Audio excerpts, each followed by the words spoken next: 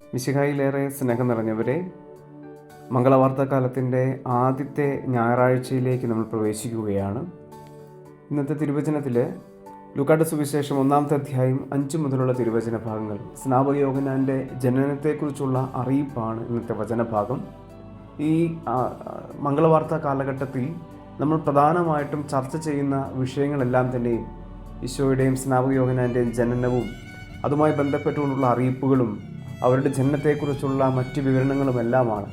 അതുകൊണ്ട് തന്നെ ഈ കാലഘട്ടം, ഈ സുവിശേഷങ്ങളെല്ലാം തന്നെയും സൂചിപ്പിക്കുന്നത് വളരെ ശുഭാപ്തിപരമായിട്ടുള്ള, സന്തോഷകരമായിട്ടുള്ള വലിയ വാർത്തകളാണ്. കേൾക്കുന്ന വാർത്തകളെല്ലാം മംഗളകരമായി മാറട്ടെ എന്ന് പ്രത്യേകമായിട്ട് പ്രാർത്ഥിച്ചുകൊണ്ട് ഇന്നത്തെ തിരുവചനത്തിലേക്ക് നമുക്ക് ശ്രദ്ധിക്കാം. സക്രിയ എലിസബത്ത് ദമ്പതിമാരിൽ സക്രിയ ദൈവസന്നിധിയിൽ ധൂപാർപ്പണം നടത്തവേ ദൈവത്തിൻ്റെ ദൂതൻ തങ്ങളുടെ കുടുംബത്തിലേക്ക് നടക്കുവാൻ പോകുന്ന വലിയ സന്തോഷത്തെക്കുറിച്ച് അറിയിപ്പ് നൽകുന്നു. എന്നാൽ സക്രിയ വളരെ വിഷമത്തോടുകൂടി ചോദിക്കുന്നു, ഞാൻ ഇതെങ്ങനെ അറിയും? ഞാൻ വൃദ്ധനാണ്, എൻ്റെ ഭാര്യ പ്രായം കവിഞ്ഞവളുമാണ്. മറുപടിയായിട്ട് ദൂതൻ പറയുന്നത്, ഞാൻ ദൈവസന്നിധിയിൽ നിൽക്കുന്ന ഗബ്രിയേലാണ്, നിന്നോട് സംസാരിക്കാനും സന്തോഷകരമായി ഈ വാർത്ത നിന്നെ അറിയിക്കാനും ഞാൻ അയക്കപ്പെട്ടിരിക്കുന്നു. യഥാകാലം പൂർത്തിയാകേണ്ട എൻ്റെ വചനം അവിശ്വസിച്ചതുകൊണ്ട് നീ മൂകനായിത്തീരും. ഇവ സംഭവിക്കുന്നത് വരെ ഈ സംസാരിക്കാൻ നിനക്ക് സാധിക്കില്ല. മാതാവിൻ്റെ ജീവിതവുമായി ബന്ധപ്പെട്ടുകൊണ്ടും ഗബ്രിയേൽ ദൂതൻ ഇതുപോലൊരു അറിയിപ്പ് നൽകുന്നുണ്ട്. ഈശോയുടെ ജനനവുമായി ബന്ധപ്പെട്ടുകൊണ്ട് അവിടെ മാതാവും സമാനമായിട്ടുള്ള ഒരു ചോദ്യം ചോദിക്കുന്നുണ്ട്, ഞാൻ പുരുഷനെ അറിയുന്നില്ലല്ലോ. എന്നാൽ എന്തുകൊണ്ടാണ് സക്രിയയ്ക്ക് മാത്രം അനുഗ്രഹമാകാതെ ഒരു ശാപമായിട്ടത് മാറുന്നത്? അതിനൊരു കാരണമുണ്ട്.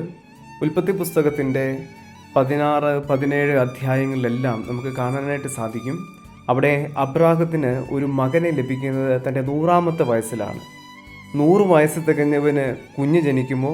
90-ലെത്തിയ സാറ ഇനി പ്രസവിക്കുമോ എന്ന ചോദ്യം ദൈവത്തോട് അബ്രാഹം ചോദിക്കുന്നുണ്ട്. എന്നാൽ അവനൊരു പുത്രനെ ലഭിക്കുന്നതും അനുഗ്രഹമായി മാറുന്നതും അവിടെ സംഭവമായിട്ട് ഒരു വലിയ സാക്ഷ്യമായിട്ട് നിൽക്കുന്നുണ്ട്.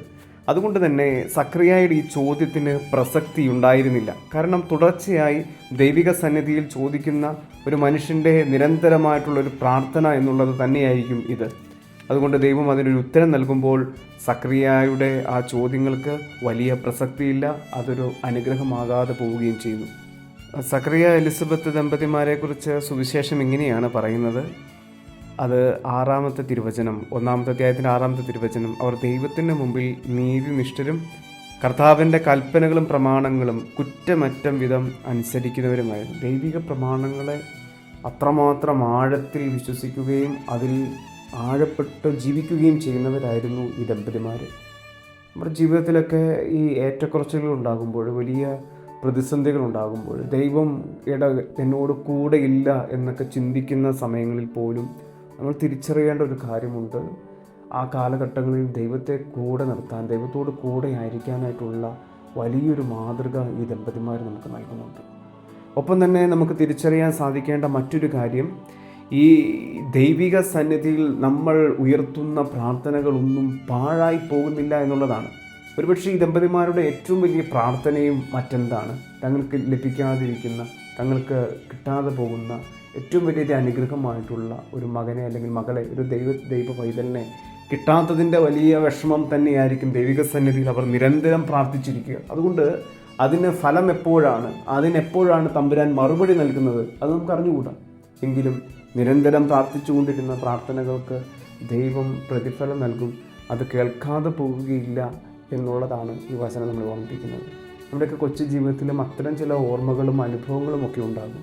തമ്പുരാൻ ഇടപെട്ട അത്തരം ഓർമ്മകളും അനുഭവങ്ങളും ഹൃദയത്തിൽ സൂക്ഷിക്കാം. നല്ലൊരു ദിനം ആശംസിക്കുന്നു. ദൈവാനുഗ്രഹങ്ങൾ നേരുന്നു. പുതിയ ഒരു ആണ്ടുവട്ടത്തിൽ, കാലഘട്ടത്തിൽ നോമ്പുകാലം അനുഗ്രഹപ്രദമാക്കി മാറ്റാനായിട്ട് സാധിക്കട്ടെ എന്ന് പ്രാർത്ഥിക്കുന്നു. ദൈവം നിങ്ങളെ സമൃദ്ധമായി അനുഗ്രഹിക്കട്ടെ.